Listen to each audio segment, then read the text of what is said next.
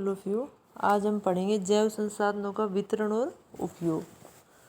इसमें हम देखेंगे कि संसाधनों का कैसे कहाँ कहाँ वितरण है और इनका उपयोग हम कैसे करते हैं। जैव संसाधनों का अर्थ। जैव संसाधन होते क्या हैं? जैव संसाधन प्रकृति प्रदत्त वे उपयोगी तत्व हैं जिसमें जीवन पाया जाता है, अर्थात प्रकृति के द्वारा दिए गए संसाधन जैव संसाधन।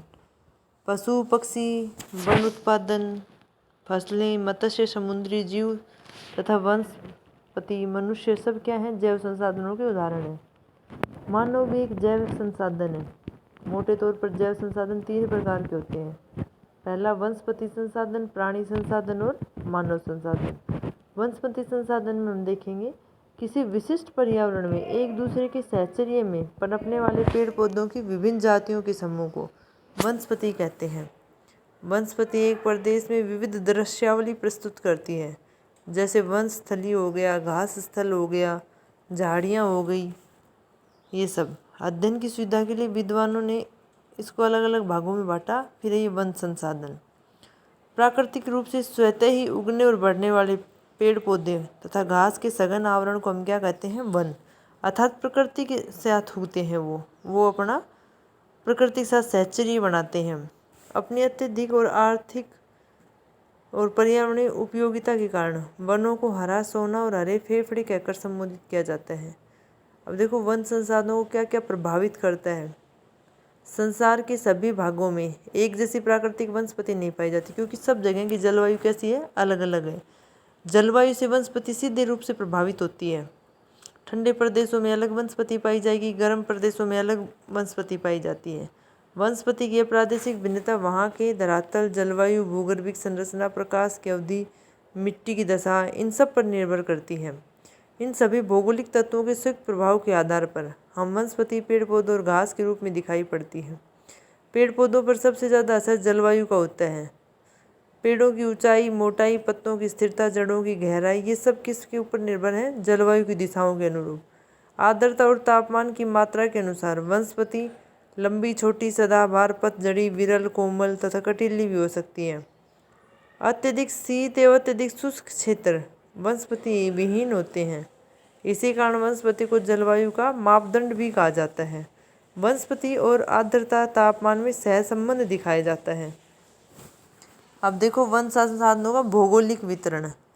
समरूपता के आधार पर वनों का वर्गीकरण इस प्रकार है। पहला देखो उष्णकटिबंधीय कठोर लकड़ी के वन, दूसरा भूमध्य रेखीय आर्द्र वन, तीसरा मानसूनी वन, चौथा भूमध्य सागरीय वन, पांचवा शीतोष्ण कटिबंधीय कठोर लकड़ी के पतझड़ी वन, फिर छठा शीतोष्ण कटिबंधीय मुलायम लकड़ी के कोणधारी वन।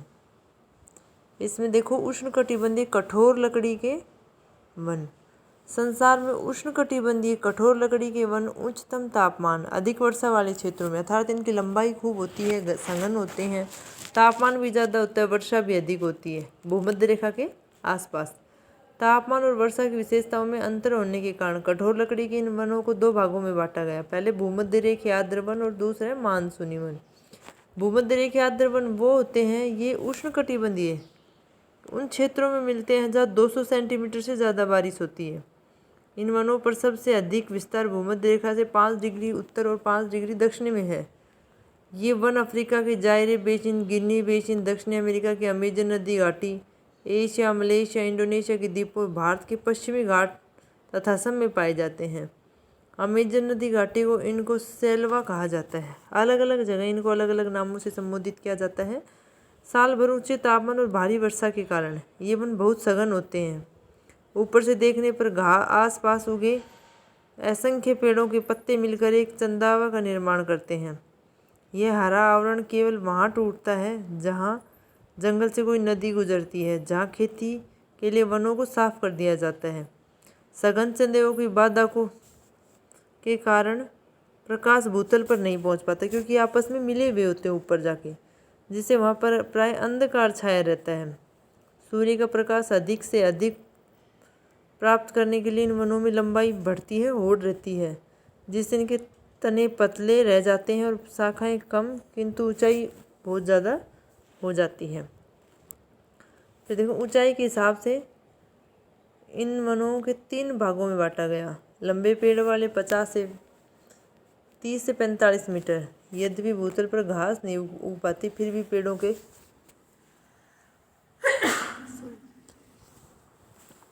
पेड़ों से आपस में लताएं फूटती रहती हैं। अमरलताएं, रंग बिरंगे फूलों के विचित्र पौधे, अनेक परजीवी पादप रस्सियों की तरह पेड़ पेड़ों से झूलते हुए नजर आते हैं। चौड़ी पत्ती वाले ये वन सदाहरे दिखाई देते हैं, क्योंकि यहाँ विभिन्न जातियों के वृक्ष अलग अलग समय पर पत्तियां गिराते हैं।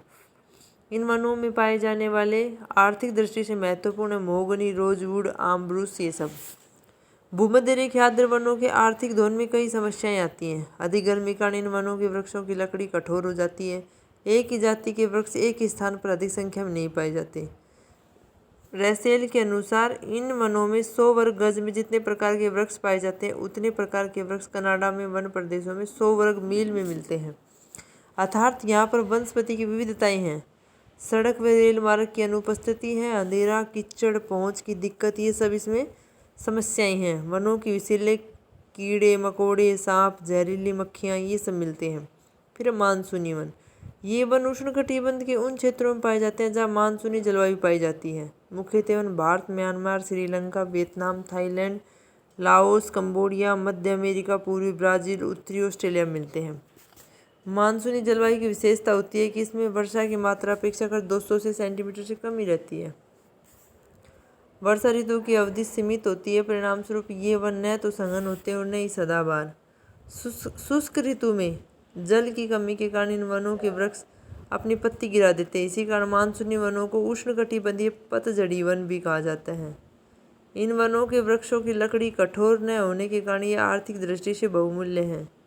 मानसूनी प्रदेशों में वासित घनी जनसंख्या के कारण यहाँ लकड़ी की मांग बहुत है। या खेती के लिए भी वनों को साफ करते हैं।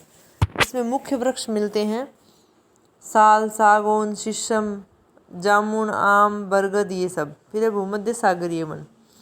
इन वनों को शीतोष्ण कटिबंधीय कठोर लकड़ी के चौड़ी पत्ती वाले शुष्क सदाबहार वन भी कहते हैं। ये वन उत्तरी गोलार्ध में 30 से 40 डिग्री अक्षांशों के बीच महाद्वीपों के पश्चिम भाग में तथा दक्षिणी गोलार्ध में 40 डिग्री अक्षांशों से दूर दक्षिणी में पाए जाते हैं। भूमध्य सागरीय तटीय इलाकों में अधिक पाए जाने वाले वन को भूमध्य सागरीय वन कहा जाता है। अब देखो, भूमध्य सागरीय जलवायु की यह विशेषता होती है कि यहाँ ग्रीष्म ऋतु लंबी, शुष्क ऋतु छोटी तथा शीत ऋतु आर्द्र होती है।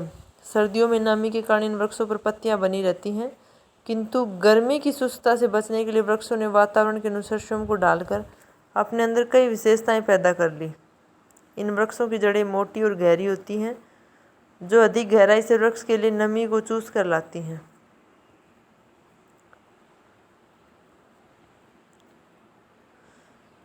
इन्हीं विशेषताओं के कारण ये वृक्ष गर्मियों में भी अपने पत्ते झड़ने से बचाने में कामयाब होते हैं। लेकिन विषम जलवायु ने इन वृक्षों की लकड़ी को कठोर बना दिया। इन वनों के मुख्य पेड़ हैं जैतून, अंजीर, पाइन, फर, ये सब। सूर्य के प्रकाश की अधिकता के कारण इन वनों में अनेक रसदार फल मिलते हैं, जैसे नींबू, नारंगी, अंगूर, अनार, नाशपाती, ये सब। फिर शीतोष्ण कटिबंधीय कठोर लकड़ी के चौड़ी पत्ती वाले वन। ये वन शीतोष्ण कटिबंध में 40 से 60 डिग्री अक्षांशों के बीच पश्चिम यूरोप तुल्य जलवायु वाले प्रदेशों में मिलते हैं। इन वनों का विस्तार मध्य तथा पश्चिमी यूरोप, मध्य अमेरिका, पूर्वी Asia, America, Canada, Saint Lawrence तटीय प्रदेशों में मिलता है।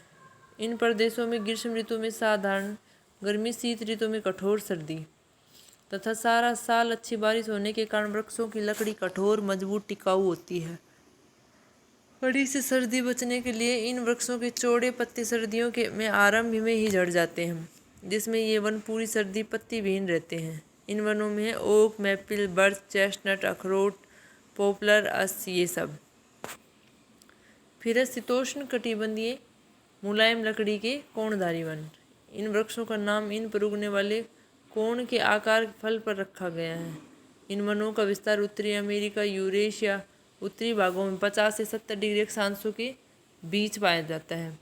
साइबेरिया में इन वनों को टैगा कहा जाता है। इसके अतिरिक्त संसार में पर्वतीय भागों में 1500 से 2000 मीटर की ऊंचाई पर ये वन उगने वाले हैं।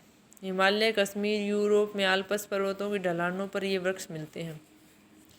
दक्षिणी गोलार्ध में इन वनों का विस्तार सीमित है। यहाँ ये वन केवल दक्षिणी चिली, ब्राज़ील के पास, दक्षिणी अफ्रीका, न्यूजीलैंड के पास मिलते हैं। इन वनों के वृक्ष 30 मीटर या इससे अधिक लंबे होते हैं। जल के अभाव में इन वृक्षों की पत्तियां पतली, नुकीली होती हैं। ऐसी पत्तियां वृक्ष से नमी का वाष्पीकरण होने देती हैं